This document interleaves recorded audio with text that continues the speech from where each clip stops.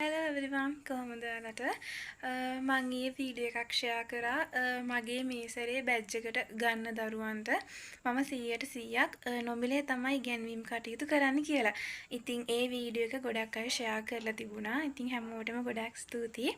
ඒ නිසාමද කොහෙද ඊයේ දවස සහ අද දවස ඇතුළත පන්තියත් එක්ක දරුවෝ කිහිප දෙනෙක්ම සම්බන්ධ වුණා.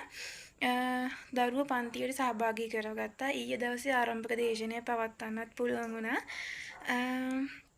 වීඩියෝ එක ෂෙයා කරපු හැමෝටම ඇත්තටම ගොඩක් පිං.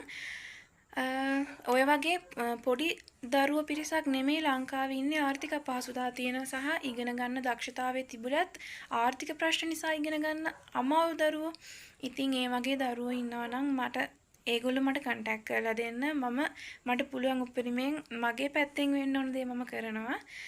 දරුවන්ට ඩේටා ප්‍රශ්න තියෙනවා නම් ඩේටා දීලා එතකොට ටියුට්ස් පේපර්ස් මම කරන අමතර පන්ති ඒ හැම දෙයක්මත් ඒ දරුවන්ට මම නොමිලේම කරන්න තීරණය කරා. ඉතින් ඒ වගේ අපහසුතාව තියෙන දරුවෝ ඉන්නවා නම් මට කතා කරන්න. මම අනිවාර්යෙන් ඒ දරුවන්ට උදව් කරන්න ලෑස්තියි. ඉතින් මගේ මේ පුංචි කාර්යයේ වචනකින් හරි දායක වෙච්ච කෙනෙක් නම් ඔයාට ඇත්තටම ගොඩක් පිං සහ ගොඩාක් ස්තුතියි.